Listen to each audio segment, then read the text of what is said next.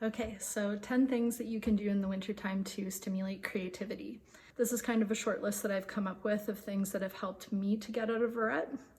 So number 1 is to go for a morning walk or a long walk at some point during the day. Studies have been shown that walking is the #1 exercise for creative thinking, and getting your blood moving is one way to get the creativity flowing again as well.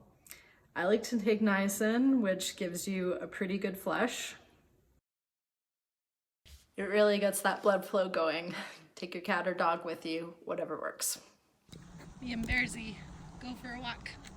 Okay, so number 2 is to challenge yourself to create 30 minutes a day, rain or shine, no matter what. And creativity is like a muscle. The less we use it, the more it atrophies. And we need to learn how to create whether we're in a good mood or a bad mood.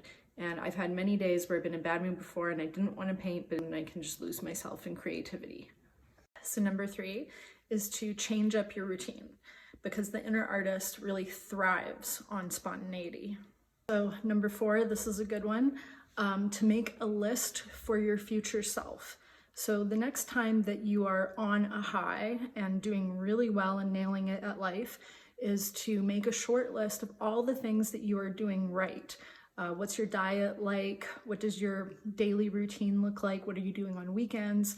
And make that list for yourself in the future so that the next time that you are at a creative low, that you can fall back to that old routine and test it out and see if it works for you. Okay, so number 5 is to create as though no one is ever going to see it. When we tend to create our best stuff, when we don't have any burdens or expectations of trying to please other people's visions or perhaps what is trendy. So allow yourself to go deep into what you feel like you're supposed to create. Number 6, open up the windows of the house, let that fresh air in. Our air can get really stagnant and it definitely affects our mental clarity and our mood. Okay, number 7 is to get that deep rest.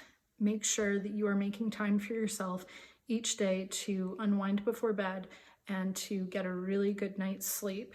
Nowadays, we tend to be running around a lot.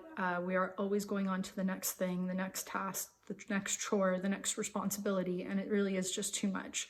The inner artist likes to create from a place of timeless space where we have an infinite amount of time to do something.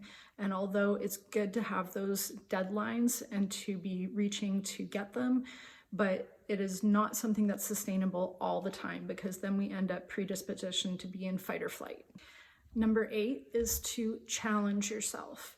And a lot of depression stems from a lack of being challenged in the right ways.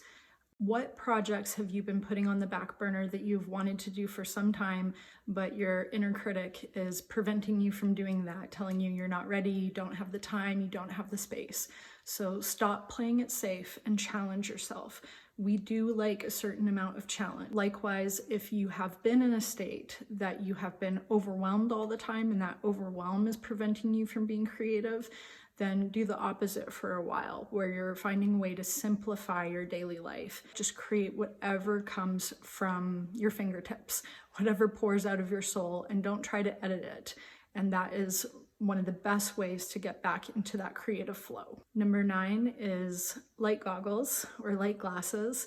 And the ones that I have are called Luminette. You wear them for 20 minutes in the morning. I actually do them as I'm doing my morning walk at the same time. And number 10, if all that doesn't work, then move.